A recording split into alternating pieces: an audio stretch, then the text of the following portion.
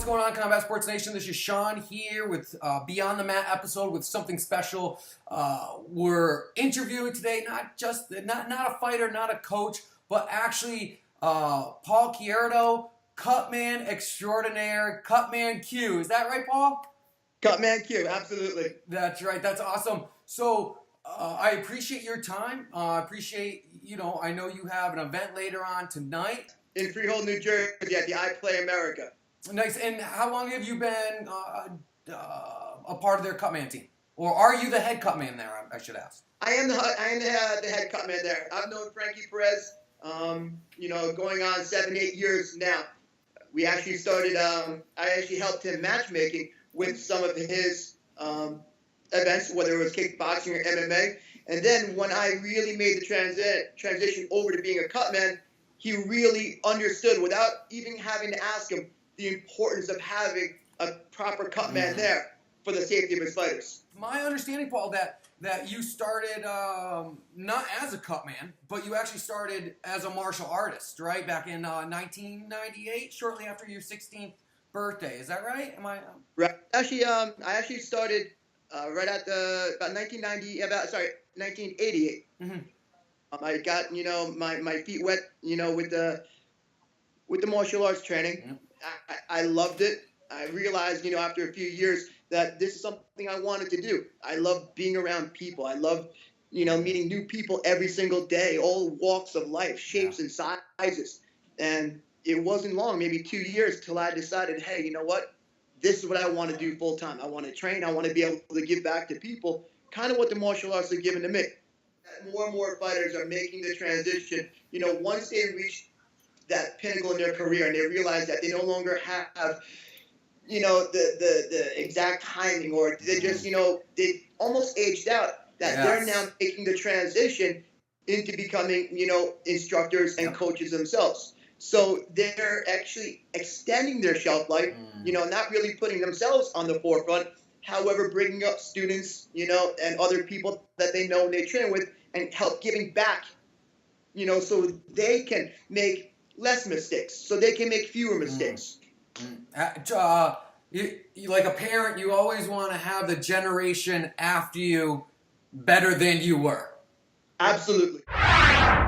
You were 16 when you began martial arts, 18 when you went full time. Could you explain what you mean when? I'm assuming that was right after you graduated high school. It was. Basically, what happened was my parents had a job interview and a job opportunity out in Northern California that was just too good to pass up. And just recently graduating from high school, being into martial arts and training, and getting that I want to say bug about teaching and helping, I decided to stay back in New Jersey, actually earn my black belt, become an assistant instructor. And then from there, once I realized that, I said, hey, you know what? This is what I want to do. I want to become an instructor. I want to do this full time. I want to train full time. I want to teach full time. Because growing up, I was always the kid that was never on the varsity team. I was always the kid that was, not the team leader, maybe not the last one picked, but somewhere down in the middle. I was never the most athletic or the most agile kid. And the biggest thing that I realized with martial arts, it doesn't matter how tall, how short, how skinny, how coordinated you are. It's not a comparison to anybody else. And I guess that's why I fell in love with the martial arts, because the only competition was from myself to myself.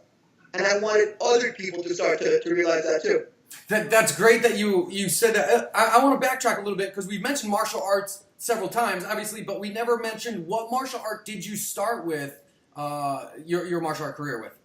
Well, I started, and I'm still presently with Tiger Showman's mixed martial arts. Okay. Well, mixed martial arts. So what is your black belt, or what was the initial discipline? That's the word I'm looking for. What was the initial discipline you started in? I first enrolled in Tiger Showman's. We were more of a traditional style of martial arts. Okay. We did our forms. We did more of the traditional techniques. But Master Showman, being, I want to say, a leader and a pioneer, he realized the switch over to mixed martial arts from the traditional aspect as far as the physical. Now, we still keep the same values, honor and honesty and loyalty and justice and politeness and courage. those values never changed. But he was very smart and one of the basically the forefront leaders of making the switch from a traditional martial art over to an MMA style of training.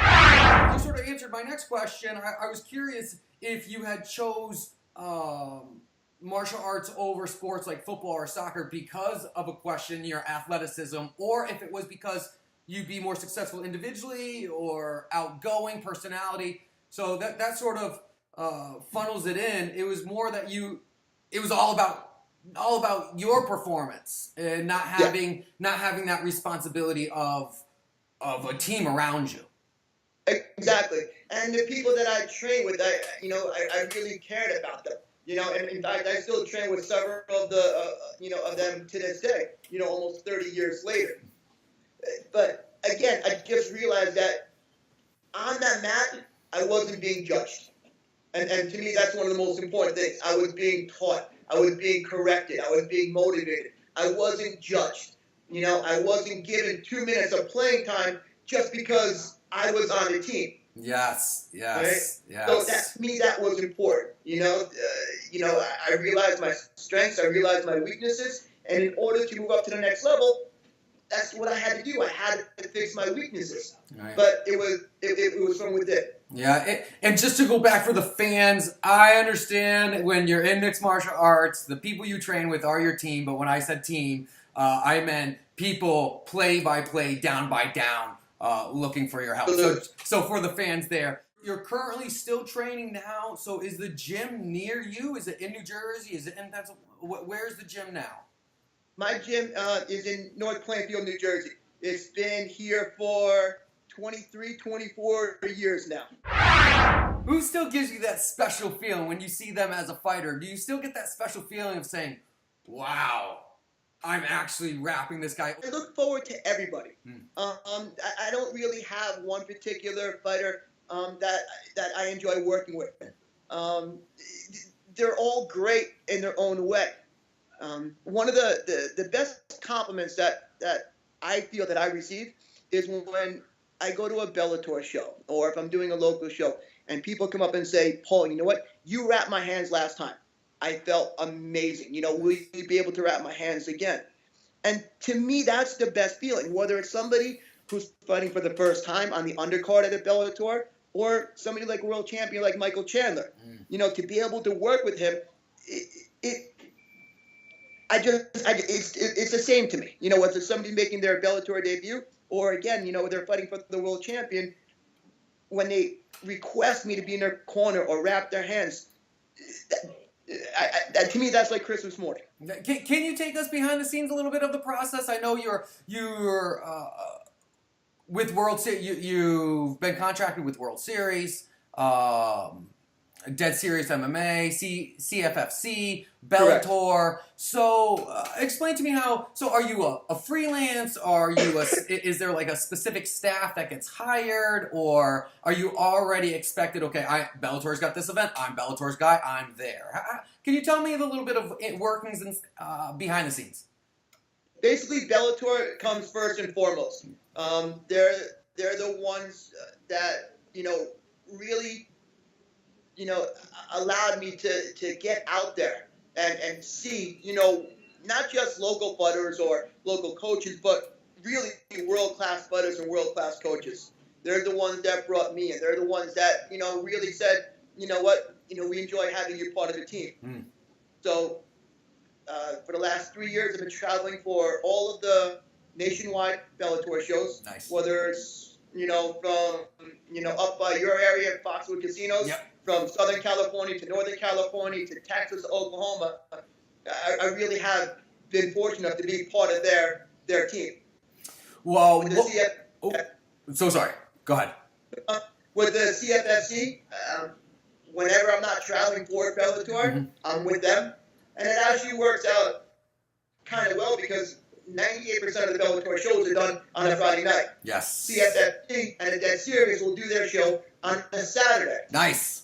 So I can't tell you how many times, I'm taking a 6 a.m. flight from, Dallas or Oklahoma or even, Fresno, California, basically jumping in my car. I have my second set of gear all set.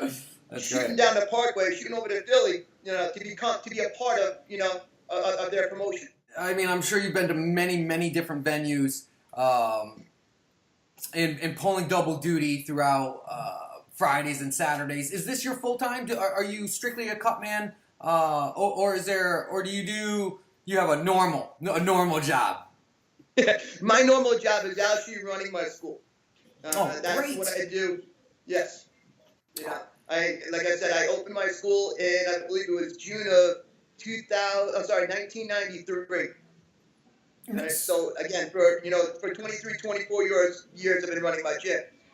Throughout those years, I've been fortunate enough to have a great support staff here where I can, travel, 2 weekends, even 3 weekends out of the month.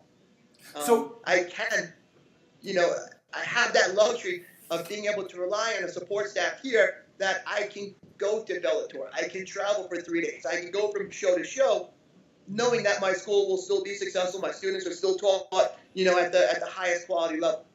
So you have a martial arts team, or do you also have a fight team within that school? Not in my particular school. Within our organization, within the Tiger Showman organization, we have a fight team. And their fight team is done at our corporate headquarters in Elmwood Park, New Jersey.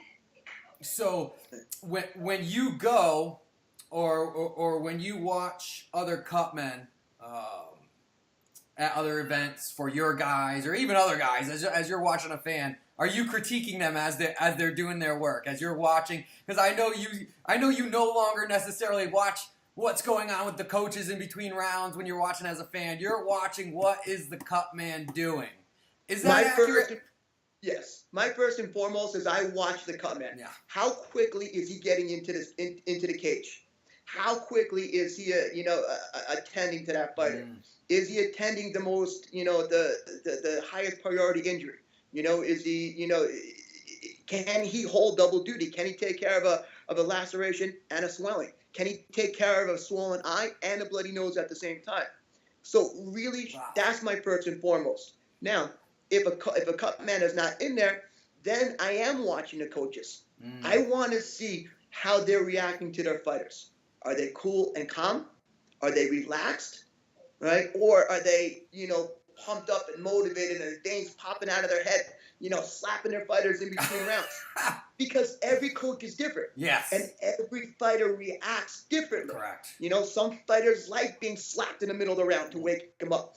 Other people need to be told very simple, very clear instructions, one or two things, and then sent right back in there. Yes. So I'm always watching, because again, with martial arts, whether it's kickboxing or Muay Thai or grappling or MMA, it's always evolving. Yes. People are always learning, and if I can learn and make my profession, if I can help other people make less mistakes, then it's well worth it.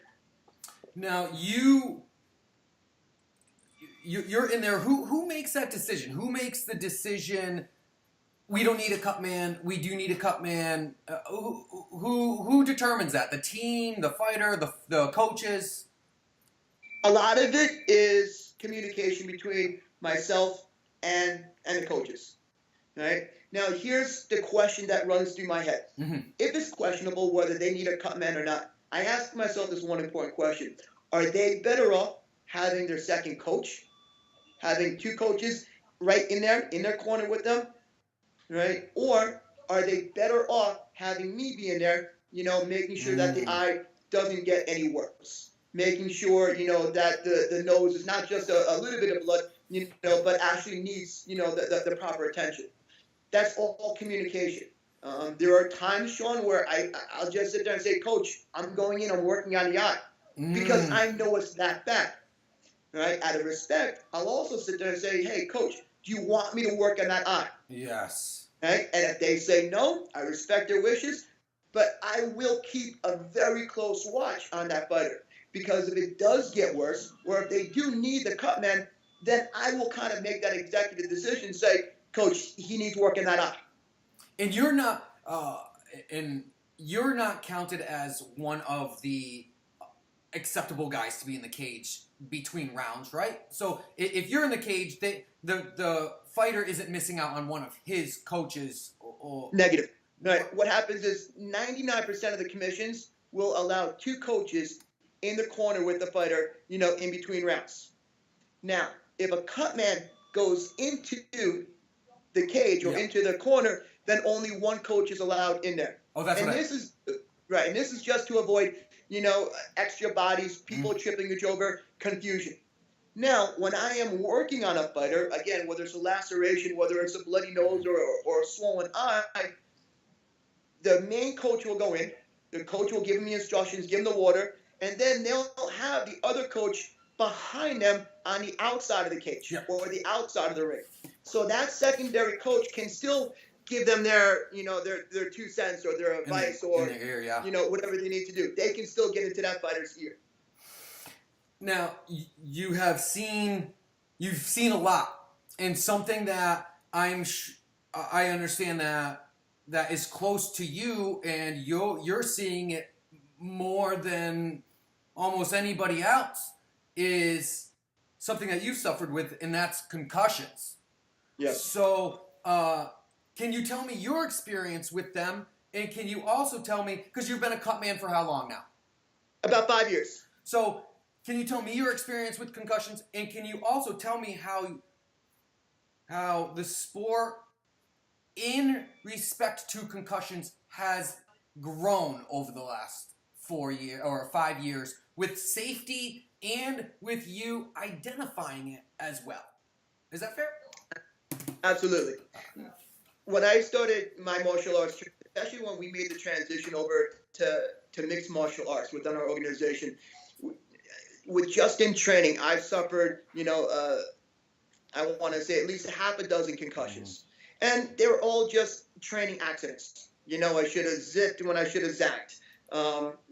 Wrestling got taken down too hard. One of my concussions, I was on the mat grappling. Another group actually did a takedown, and they fell, and we went head to head. Oh, horrible. Yeah. So, I mean, and I've been in a couple of car accidents, that, I've rung my bell. So it wasn't anything, it wasn't from playing football, it wasn't, from actually competing, right? In fact, the concussions that I've suffered through the training have really kept me from ever being able to go out there in the cage or go out there, and grapple at a high level. So once I realized, and, from the doctors, recommendations, once I realized that I could never go out there and compete myself, I said, well, what's the next best thing?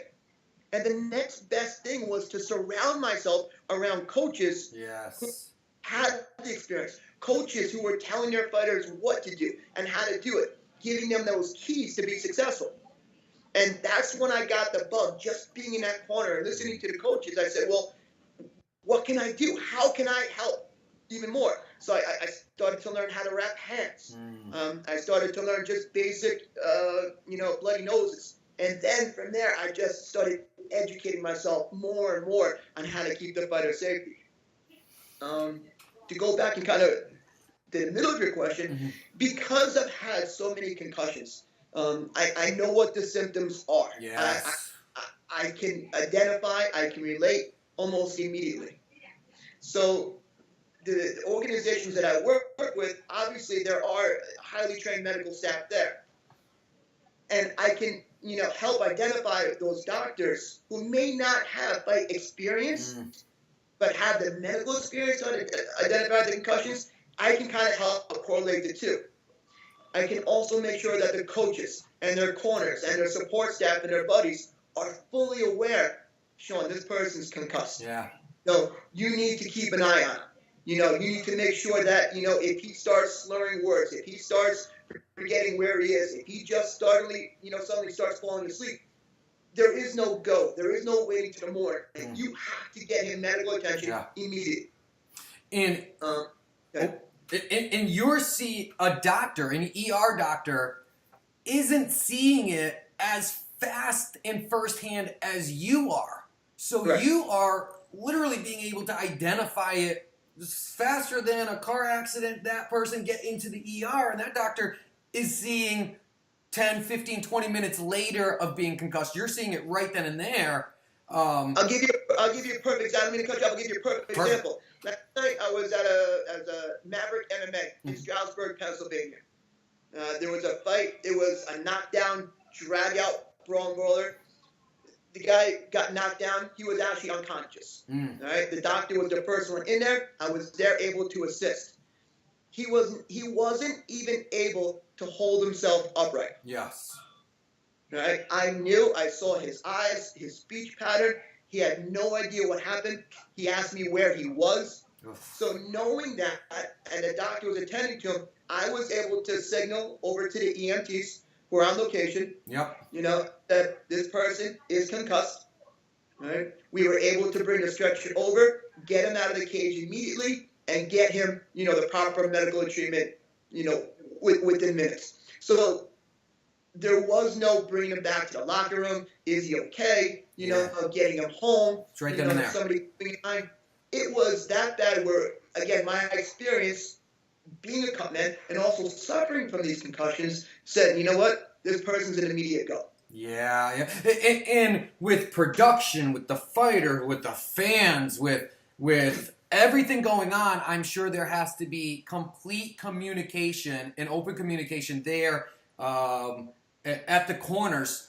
How much are you in communication with the doctor, and how much of what you have to say do they take in account of sort of how they are perceiving or observing the fighter? I want to say most of the doctors that we work with, especially from New Jersey, are very open, to our communication and to, our suggestions. There have been a few times where the doctors will sit there and say, with the laceration over the eye, hey, you know what, we can just kind of glue that. But being around the fight game, I say to myself, well, okay, you could glue it, right? But then as soon as he starts training again in 2.5, 3 weeks, there's more of a chance of that opening him up. So in a situation like that, if I know that he has a prosperous fighting career and that he's going to be back in the gym within a few weeks, my suggestion is get him stitched up. Get it done properly, right? Let it heal the right way. This way, he'll be less likely to suffer from scar tissue over the years. It will be less likely to keep opening up in the same spot. So that's where the experience that I have, and the doctors have, and we kind of just are always communicating with one another.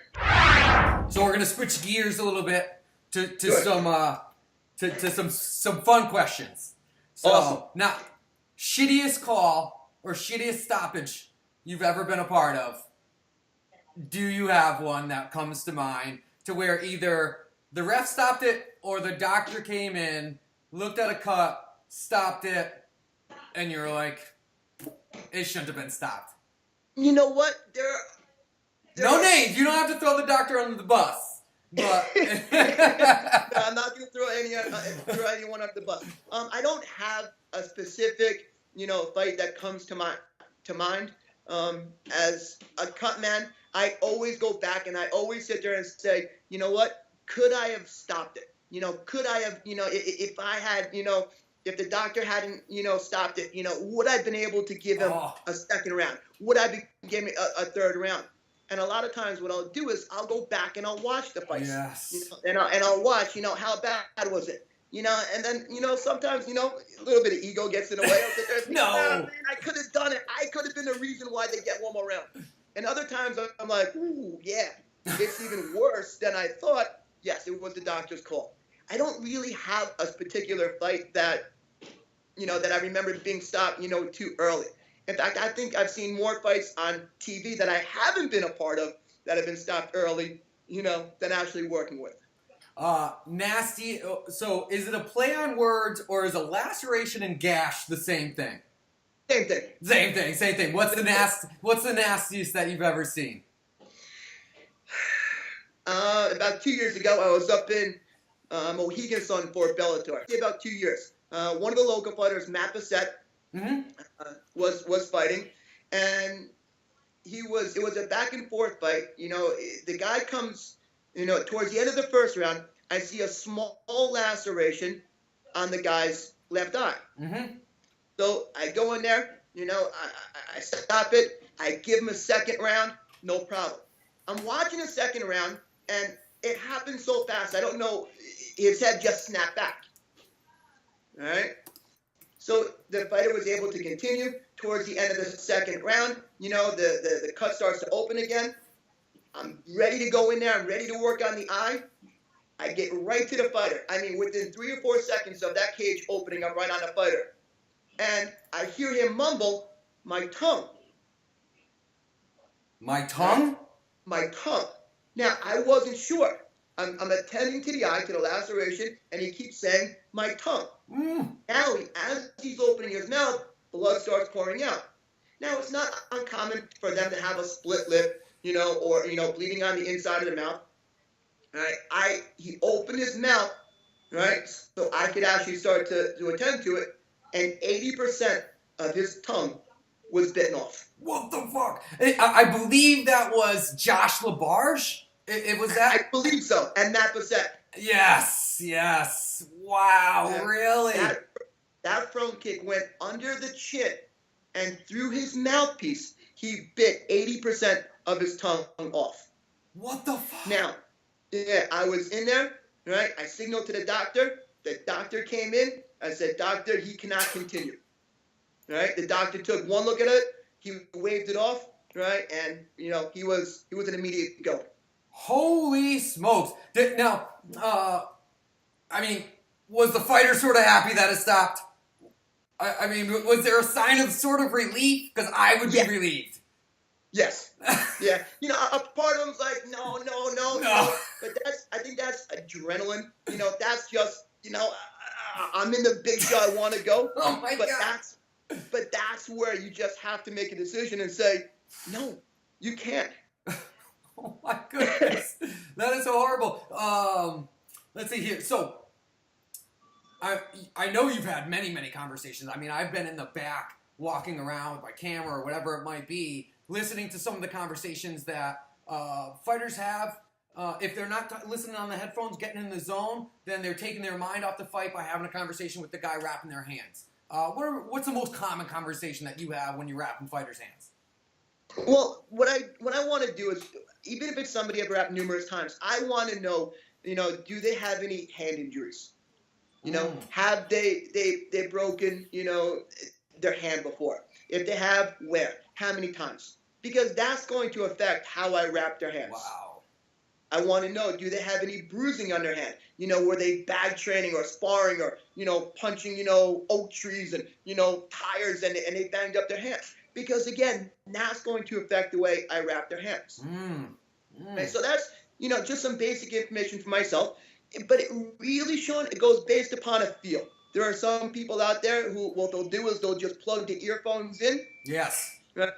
And they just get into that zone. Other people, will start a conversation, or, it's all based upon feel. How you feeling? Good. Hey, what do you know about your guy? And I might test a few questions here and there, and if they're talkative, man, listen, I'm one to talk too. I'll talk, but I also respect that mental solitude that they need. So there's, numerous times I'll sit there, I'll wrap the hand, and the most I'll say is open and close your hand. How does that feel?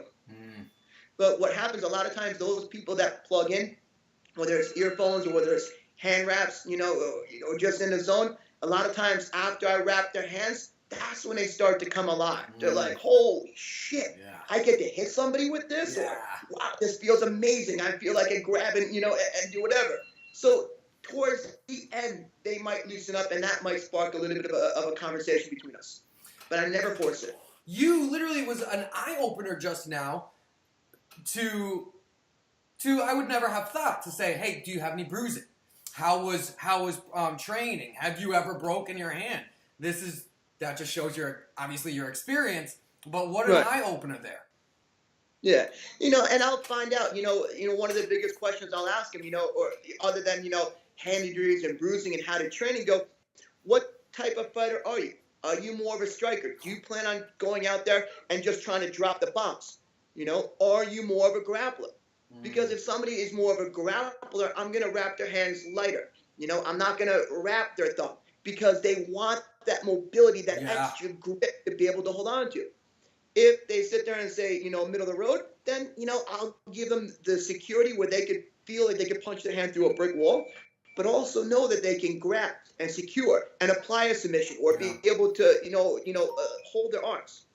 If somebody's not sure, then I give them, you know, that middle of the road. I'll give them both. But, you know, making sure that those fighters are comfortable, you know, mentally is basically the reason I'm doing it. Yeah. I want to be the person that takes one thing off their plate. Yes. To go matchmaking, absolutely. It's, you know, it's important. And there are a lot of people that do it right. You know, they'll get an opponent from a matchmaker. They'll go back. They'll do the research. They'll look on the different websites. They'll watch video. Yeah. They'll sit there and say, no, my guy is in his early 30s. You know, like you said, he wants to knock it off his bucket list. It's something that he wants to be able to tell the kids that he stepped into a ring or a cage one day. You know, and then there are other guys out there that, you know, want to fight, you know, Conor McGregor, you know, and they're trying to prove something from day one. Yeah. So you do have to be very careful, right? You want a challenging fight, you know, but you don't want to set a fighter up for failure. Yes. Or on the other side, you want to build a false sense of confidence where you're just putting in tomato cans for your fighter, correct, right? Where you're building a record of 3 and 4 and 5 fights. You know, your fighter feels that he's invincible on top of the world, but he's never really truly been challenged. So there really is a science, and there's there's an art to matchmaking. Manny Bermudez, and you might be familiar with his opponent, Tony Gravely. I believe he's fought for CFFC. Maybe he hasn't. I believe so, yes. But the great thing about both of them and about Manny is he's 8-0.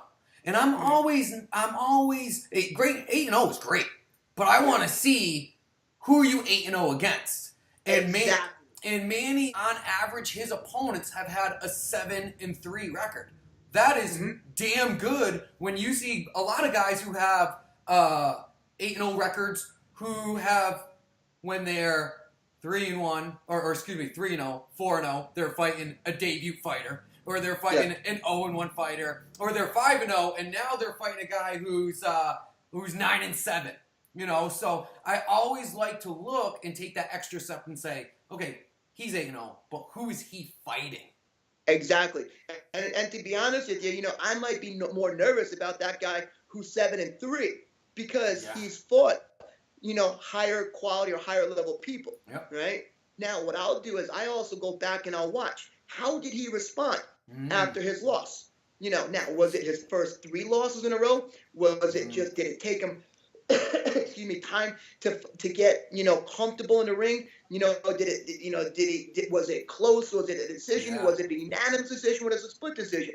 After his last loss, how did he come back? Did he win 2 in a row? Did he win 3 in a row? Yeah. Right? Okay, he won 3 in a row. He lost his 4th fight. And then I'll go back and I'll look. Okay, who did he lose to? So it's very important, that if you are a matchmaker, or not really a matchmaker, that if you're a coach, that you do your due diligence, that you do your homework. You know, a lot of the things that you're saying, again, to go back to matchmaking, and I love to use this reference, but a lot of what you're saying now that you're mentioning it is common sense, but it's just not common knowledge. The Cutman had his own walkout. Like before, you were the superstar. You got your own walkout. What would your walkout song be? Something definitely AC/DC. Something AC/DC.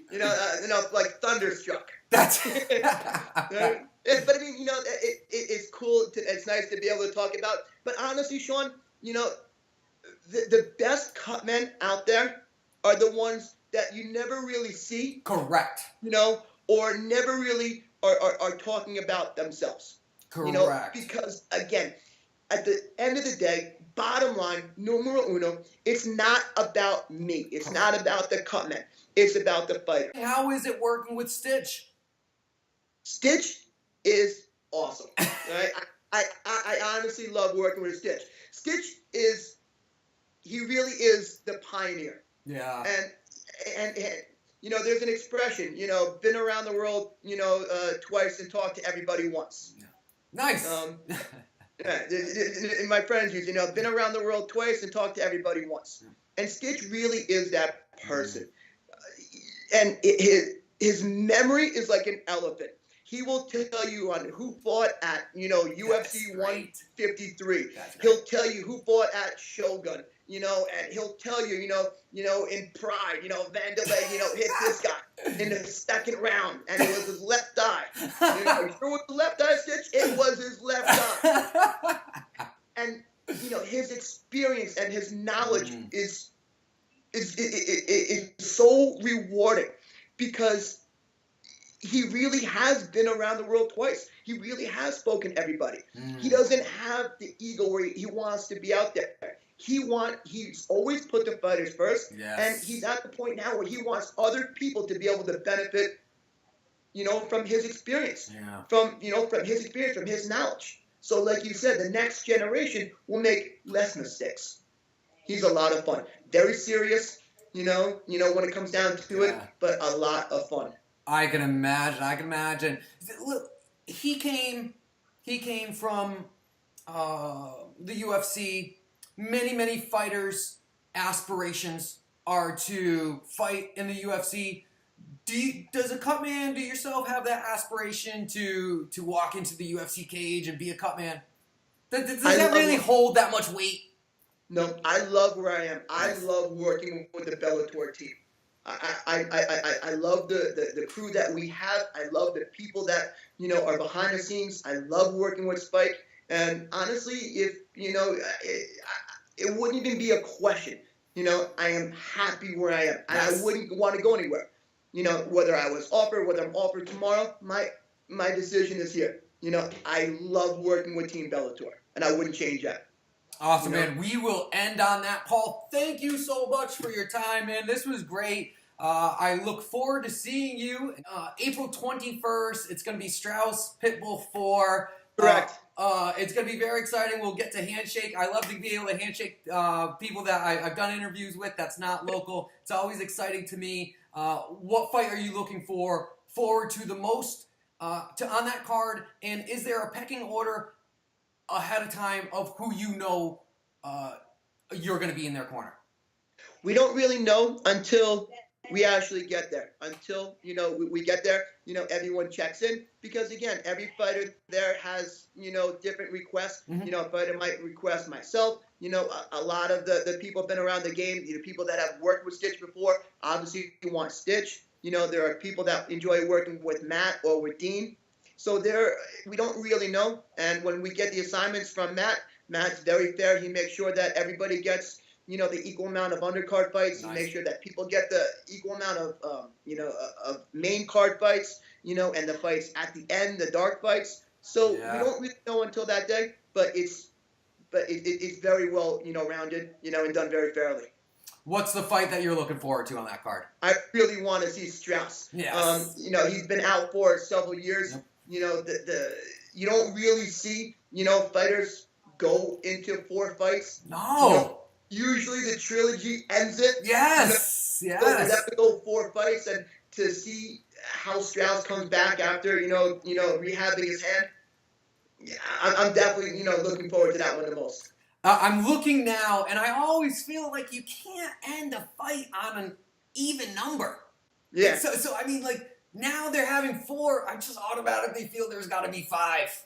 I just feel that way. So, Paul, thank you so much, my friend. I look forward to seeing you later on this month. Combat Sports Nation appreciates you. Thank you so much. Sean, thank you for your time. I appreciate it. All right, man. Be good. Thank you. You too. Follow us on Instagram. Watch us on YouTube. Check us out on Facebook. Visit us on Twitter. And stay tuned.